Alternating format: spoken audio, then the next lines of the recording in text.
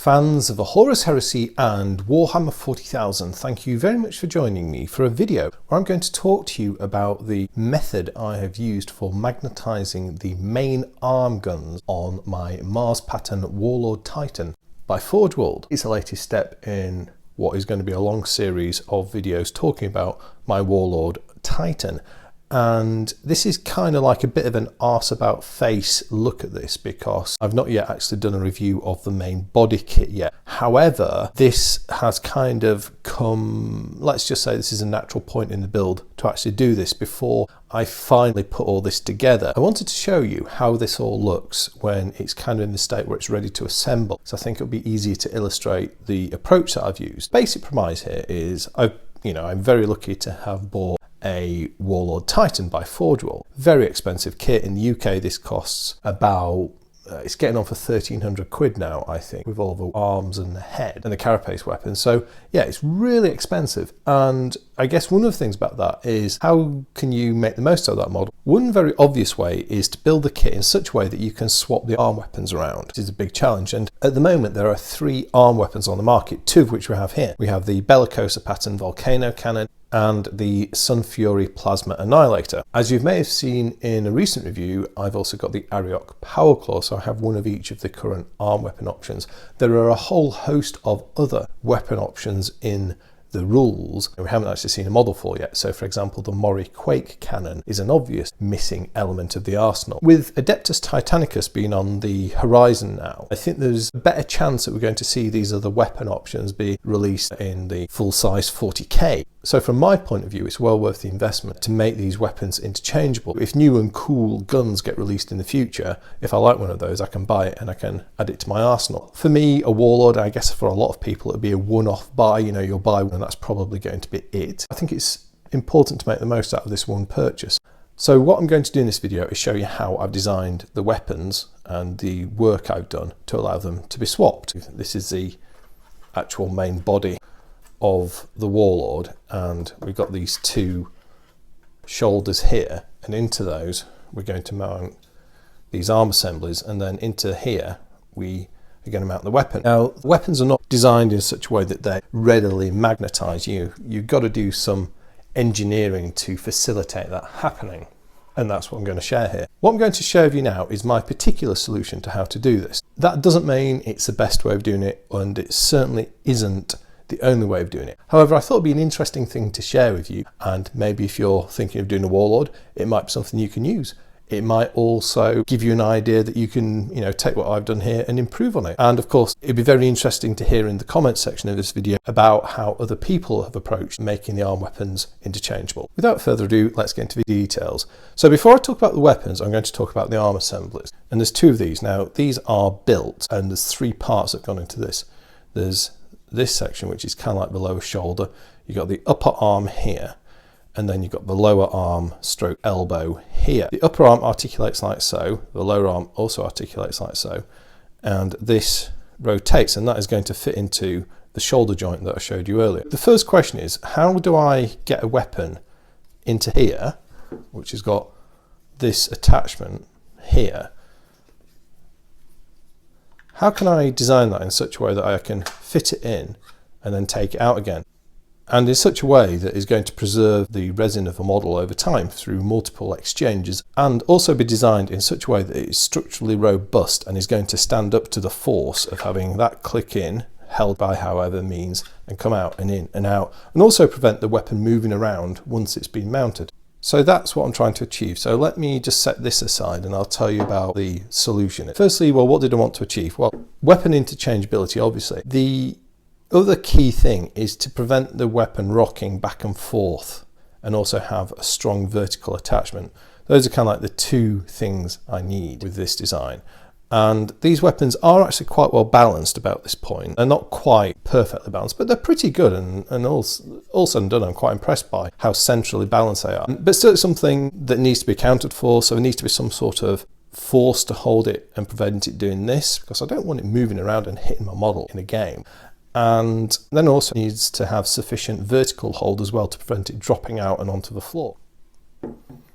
The The obvious solution to me was to use some magnets to magnetise this. Now, there's loads of neodymium disc magnets available, which on the face of it look quite a good solution here. However, because you've got this rounded joint at the top and a similarly rounded receiving socket there, if you put a stack of magnets in there, there's still nothing really to hold it particularly sturdily other than the strength of the magnets. Now, you could put a great stack of magnets in there and probably get enough force to hold it level. However, then your problem then is your magnetic force might be so great that this is going to go smashed together every time you swap it, and then there's a chance of breaking the magnets and all the components. So that approach I discarded early on. It wasn't going to fulfill this requirement. What I came up with was actually quite unusual and innovative, and it was a bit of an accident of design. I'd bought some 8mm carbon fibre rod for doing the waist joint and also cantilevering the shoulders on my Warlord. I was originally going to buy some aluminium rod, or aluminum for those people stateside. I was at my local model shop which specialises in flying models, and they just so happened to have an offcut of 8mm carbon fibre rod. So just for giggles I thought, oh well, let's give that a go. Yeah, I had 8mm rod. When I was looking at magnets, I then found something which was coincidentally just right, and that's these things. And these are donut magnets, and these are, I think they're 1mm thick, 13mm across, and then they've got, and here's a key thing, they've got an 8mm bore through them. And if we then take our little rod here, we find that the magnet slides perfectly over the rod. And that's when I had my eureka moment. What I thought I would do, I would bore the rod into the elbow and the weapon, and then set a pair of magnets into the top and bottom. And then the mounting mechanism would work thus. It would slide down and two sets of magnets would meet. Well, they're not actually going to meet because there'll be a small space between them, prevent clacking and damage. So probably do a plastic hard washer, because these are very strong. These are N52 grade, so those are generally the strongest grade of neodymium magnets you can readily buy. So that's a basic premise. Right, so okay, that's a theory. What about the actual practice? Firstly, I built this section. So, well, firstly I thought about this and how I could mount a piece of rod into it. And this is one of the rods here. And if we check that, this is a right shoulder. And if I just check, I've got the corresponding peg. Yeah, right, I'd mark that out. I thought I'm going to set this up and then I'm going to drill the carbon fibre rod so it sits into this assembly. And the rod was going to go through the elbow and into the upper arm, thereby holding these two together very firmly. This upper section is epoxied in place and superglued at the side. I also put a pair of pins in, oblique pins like that, with 1mm piano wire to hold it, well, this axis you might say. But then this is going to provide the other structural strength. The other thing that allowed me to do was to mount the weapons at a slight incline with a lot of structural strength. As you can see, they're not just hanging down, because I wanted to try a little bit of that subtle dynamism into my pose, because Warlords aren't exactly dynamic, but it's still nice to try get a bit of life into the model rather than just having everything sort of hanging vertically down almost. That's what we've got. So what this does is that pushes in there like that. The hole I drilled in here, this is 8mm diameter, exactly the same bore as the rod. I did that with a, I think it was a wood drill. So it's got like a spike and a flange, and yeah, I used a power drill just to take it in. Yeah, and that worked really well. Went in 40mm. I've then also, you can see there's a recess around that. If I can get the light, there you go. Perfect. And that is where the donut magnets are going to sit. I'm not going to separate these on camera because they're devilishly strong. You wouldn't believe how strong these little guys are. I've already broken one, accidentally letting them clack together. But that will then sit over there, and the magnet sits into the recess I've cut. I will then stick that in place with some extremely strong epoxy glue, the strongest I can get. And then that will be this mount. So we'll take the magnets away now, and I will then show you how this interfaces with the weapon. I'm going to have the plasma annihilator on the right, although it will go left or right. Again, an 8mm hole drilled here. The actual depth of this was about 3.5 centimeters into here, 4 centimeters into here. Total peg length was 7.5 centimeters, 75mm. I then also cut this flange. It looks quite scratchy at the moment. That's because I did it a bit freehand using like a blade drill. But that doesn't matter, because by the time I've modeled this, done a little bit of reconstruction work, mounted the donut magnets in, it will all be very neat. And the donut magnets are going to sit in there like this. I might put 2 in each side, 2 and 2. These have got a vertical hold of, each magnet will hold 600 grams. So I'm going to use 4, so that's 4 times the weight of the weapon. These weapons are about these, you know, I don't know, let's call them about 550, 600 grams. You probably want 4 times the holding strength of the magnet to do a vertical hold. So that's what I'm doing. And then that will simply push fit into there. And then of course the magnets will provide the strength to hold it, and it will mount like that. Great thing about that is once the weapon is mounted up, there's nothing visible on the outside to show the attachment mechanism, which I quite like actually. And then that will just pull out like so, nice and easy. And then just to show you that this is indeed engineered in such a way it will work either way, we can then take the bellicose volcano cannon, exactly the same procedure here, 8mm drill hole, 13mm recess for the donut magnet, and there you go, exactly the same drill there. And that pulls out, and that's actually stuck into there. So the peg will be stuck into here, and that's simply a way of meaning that I only have to do one set of carbon fibre pegs rather than having a peg in every weapon. I think this is a better design. It was kind of like a little bit of a comedy thing. I bought this carbon fibre offcut. It certainly does the job very well. It's a bit of a pain. It is extremely hard material to saw. Do bear that in mind if you're thinking of working with it. Alternatively, you could use an aluminium peg, as I said, or even brass rod, very thick brass rod, although that may be prohibitively expensive for what you're getting. That is a design, that is a setup, and if we then just get the left hand side, exactly the same setup, constructed to exactly the same principles again.